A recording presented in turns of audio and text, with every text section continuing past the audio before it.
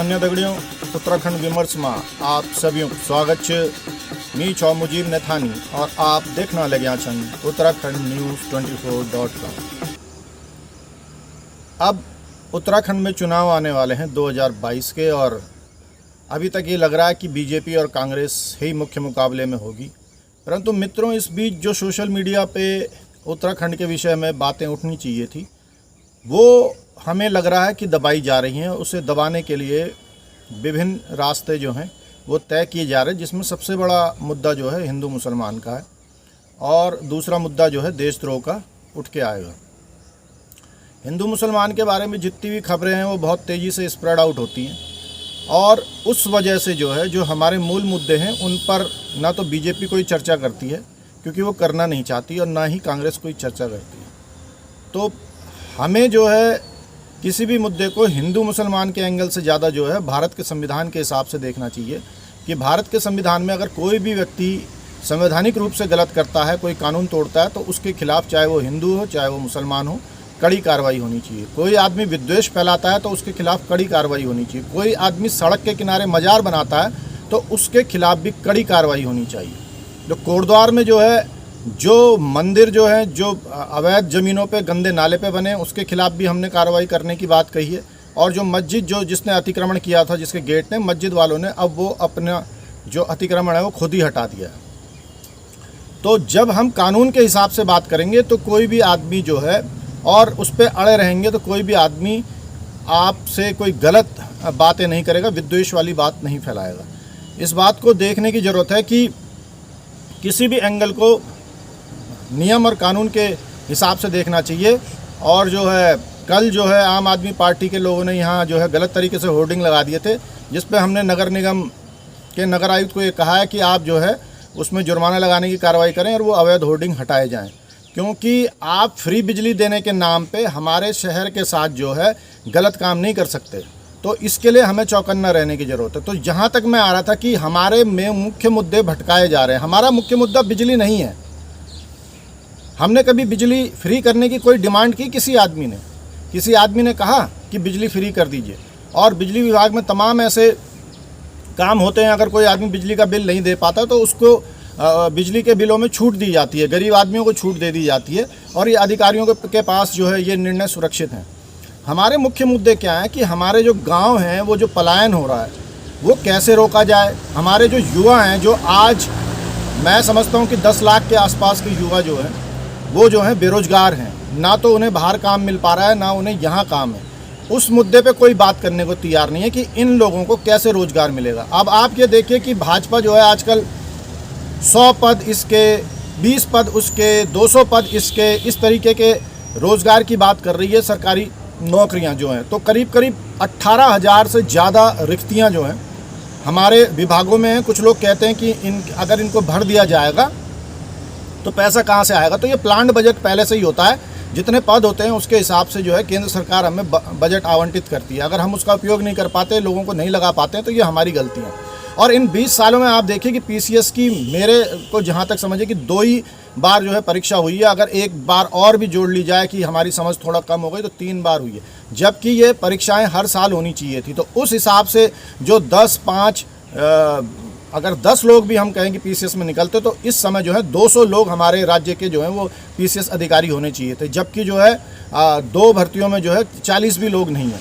तो पीसीएस अधिकारियों का सवाल यह है कि जो पहला बैच हमारा निकला 2012 में आईएएस हो जाना चाहिए था, उन्हें जो है एक बिहार की लॉबी ने उनके प्रमोशन को आज तक रोका हुआ है। और हमारे नेताओं में इतना दम नहीं है, मैं एक साफ कहता हूं कि सख्त और मजबूत नहीं है कि वो नियम अनुसार उनको जो है आईएएस संवर्ग में प्रमोशन दे। तो हमारे जो मूल मुद्दे हैं जिनकी हमें बात करनी चाहिए, जो है कि पलायन है जो वो कैसे रुकेगा, बेरोज़गारी जो है वो कैसे रुकेगी। आप जो है 10,000 पद दिखा के जो है 10 लाख लोगों का पलायन नहीं रोक सकते, 10 लाख बेरोजगारों को रोज़गार नहीं दे सकते। आपको स्कीमें बनानी पड़ेंगी। स्कीम के बारे में मैं बताऊं कि हमारे लोगों ने विभिन्न जो GMBN के जो गेस्ट हाउस जो कि ख़राब पड़े हैं, पर्यटन अधिकारी उसे चला नहीं रहे। लोग कह रहे हैं हमें लीज़ पे दे दो, तो वो लीज़ पे देने को भी तैयार नहीं है। डीएम जो हैं वो कह रहे हैं कि भाई लीज़ पे, जब तुम्हारा वहाँ जो इस्टेब्लिशमेंट है वो चूर चूर हो गया है, और तो आप इसे लीज़ में देने में क्या दिक्कत है आपको?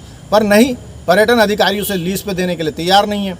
तो इस तरीके की बहुत सारी समस्याएं हैं और जो युवाओं की समस्याएं हैं उसे सुलझाने के लिए कोई तैयार नहीं है। मतलब अगर मैं एक बाहरी व्यक्ति हूं और मैं कोई एंटरप्रेन्योर हूं और मैं यहाँ आता हूं तो मंत्री और सचिव से मिलता हूं तो वो मेरी बात के लिए, मेरे काम के लिए दौड़ने लगते हैं, फाइलें दौड़ाने लगते हैं। परंतु अगर मैं यहाँ का युवा बेरोजगार हूँ तो ना तो विधायक मेरी सुनता है, ना मंत्री मेरी सुनता है। आप बताइए कि इन विधायकों ने, इन मंत्रियों ने आपके क्षेत्र में कितने लोगों को रोजगार की समस्या दूर करवाई है, स्वरोजगार के लिए आप लोगों को प्रोत्साहित किया है। तो जो लोग स्वरोजगार कर रहे हैं उनको सरकारी अगर वो ढर्रे पे बैठे हैं तो उनको नुकसान होना जो है निश्चित हो जाता है। इन सारी बातों पे बात करनी ज़रूरी है। मुद्दे ये हैं कि जो हमारा गौरा देवी का गांव है, आज वो विस्थापन की जद में है। वहाँ पे एनटीपीसी के विस्फोट हो रहे हैं। आपने देखा कि अभी उसकी मुख्य सुरंग भी दब गई। उससे पहले जब उसमें पानी आया था 140 लोग मर गए थे। अगर उस दिन मजदूरों की हड़ताल नहीं होती तो 100 लोग जो है कम से कम उसमें काल के गाल में जा सकते थे। तो हमारी खेती चौपट हो रही है, खेती के विषय में कुछ नहीं है। हमारे गाँव में शिक्षा का बहुत अभाव हो गया है, शहरों में भी शिक्षा का अभाव है और स्वास्थ्य का अभाव है। अभी जो है पुरोला में ही मतलब एक सप्ताह के अंदर 2 गर्भवती औरतें और उनके नवजात बच्चों की मृत्यु हुई है। ये बहुत दुखद घटनाएं हैं और इन विषयों पर बात करने की ज़रूरत है। लोगों को पता तक नहीं है और ये अखबारों में प्रमुखता से नहीं छपती। अखबारों में ये छपती है कि किसी एक अनजान मुसलमान ने बद्रीनाथ पर अपना दावा कर दिया है। अरे किसी के दावे करने से हो जाता है क्या? और उसके खिलाफ जो है कार्रवाई करे सरकार। अब वो पता लगा है कि उसने एक दावा बहुत पहले किया था जिसकी माफ़ी भी मांग ली थी। तो इस तरीके के आइटम जो है हमारे यहाँ इसलिए चलाए जाते हैं कि हमारे जो बेरोजगार हैं उनको रोज़गार ना मिले, हमारे गांव से पलायन ना रुके। हमारी शिक्षा जो है, हम जब कहते हैं शिक्षा और स्वास्थ्य ये ऐसी ही पड़ी रहे। यमकेश्वर में जो प्रभारी चिकित्सा अधिकारी हैं वो आते ही नहीं है, ठीक है। वहाँ पर जो है लैब टेक्नीशियन नहीं है, वहाँ पे जो है डेंटिस्ट है मगर उसकी चेयर जो है वो ऑपरेटिव नहीं है, और एक्सरे मशीन है मगर उसे ऑपरेट करने वाला नहीं है। कितनी मज़ेदार बात है। इन विषयों पर कोई नेता, कोई अधिकारी और कोई सोशलिस्ट जो है बोलने को तैयार नहीं है। विषय यही तो होने चाहिए कि हमारे गांव की स्थितियां कैसे सुधरेंगी। तो सबसे पहला है शिक्षा। तो शिक्षा पे क्या काम हो रहा है, क्या विद्यार्थी हैं वहाँ, क्या टीचर हैं, क्या टीचर सही पढ़ा रहे हैं, नहीं पढ़ा रहे, आ रहे हैं, जा रहे हैं। जब 50,000, 60,000, 80,000 रुपये इन शिक्षकों को वेतन मिल रहा है तो क्या सरकार जो है इन वेतनों का फ़ायदा उठा पा रही है? क्यों नहीं? कई जब गांव में 3-3, 4-4 बच्चे हैं तो कई गाँवों का एक स्कूल क्यों नहीं कर देती? पुराने ज़माने में इंटर कॉलेज में हम तो 3-3, 4-4 किलोमीटर पैदल गए, हमें कभी भी महसूस नहीं हुआ कि ये कोई बहुत विचित्र काम है। और आज के ज़माने में जब जगह जगह सड़कें बन गई हैं तब जो है आप जो है गाड़ियाँ क्यों नहीं लगा देते? मैं ये देखता हूँ कि पहाड़ों में जब कोई स्कूल खुलता है तो वो अपने लिए बसों का अरेंजमेंट कर लेता है। तो सरकार जो है बसों का अरेंजमेंट क्यों नहीं कर सकती? या वहाँ लोकल लोगों को कह दे कि भाई आप जीप लगाए, हम आपको जो है इसको ठेके में दे देते हैं, आप जो है इन बच्चों को एक स्कूल में पहुँचाएँ और उस स्कूल की संख्या जो है 700, 800, 1000 के आसपास हो, ताकि जो है उसमें सारे टीचर रह सकें। टीचरों का भी जो उसका उनकी उपयोगिता है उसको पूरा उपयोग कर सके सरकार। पर इस विषय में सरकार कुछ करती नहीं है। कोई नेता आपने बात करते हुए नहीं सुना होगा कि शिक्षा में क्या होना चाहिए, कैसे हमारे इन्हीं खर्चों के अंदर ज़्यादा सुधार हो सकते हैं, स्वास्थ्य में हमारी क्या क्या कमियां हैं उसमें कैसे सुधार हो सकते हैं। एक बार एक यहाँ वैन भी लाई गई थी जिसमें कि ऑपरेशन तक हो सकते थे, वो जिला मुख्यालयों में खड़ी रही, वहीं गल गई हैं और लाखों करोड़ों रुपए उस पर बर्बाद हो गया। किसी ने ये बोलने की जरूरत नहीं उठाई कि वो उन वैनों का क्या हुआ। जबकि पहाड़ पे जो है मोबाइल चीज़ों का ज़्यादा फ़ायदा उठा सकते हैं, क्योंकि मोबाइल चीज़ों में यह है कि आप गांव के विभिन्न स्तरों तक पहुंच सकते हैं।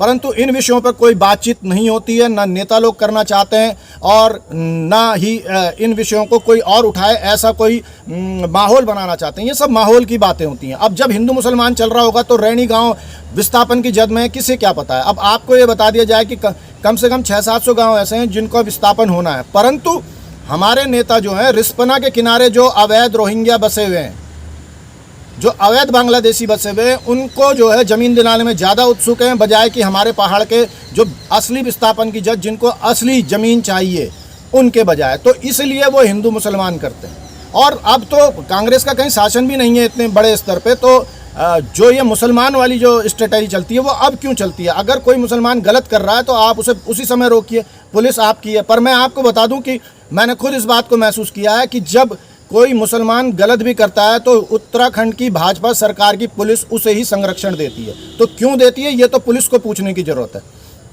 ये बहुत बड़ी बात है, ये इसमें बिल्कुल इसमें कोई दो राय नहीं है। तो इस बात को समझने की ज़रूरत है, वो इसलिए देती है कि ये मुद्दे जिंदा रहें, जबकि हमारे अपने मुद्दे जल, जंगल, ज़मीन, शिक्षा, स्वास्थ्य, रोजगार ये हैं।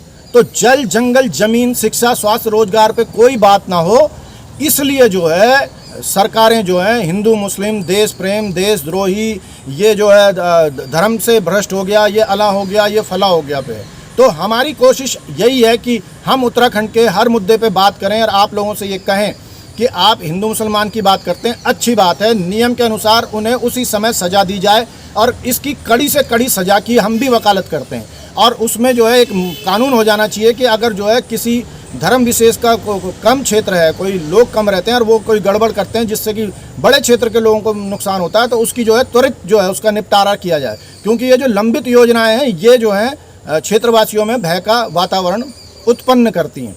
तो परंतु इसके साथ जो है हमारा मुख्य मुद्दा है जल, जंगल, ज़मीन, शिक्षा, स्वास्थ्य, रोजगार।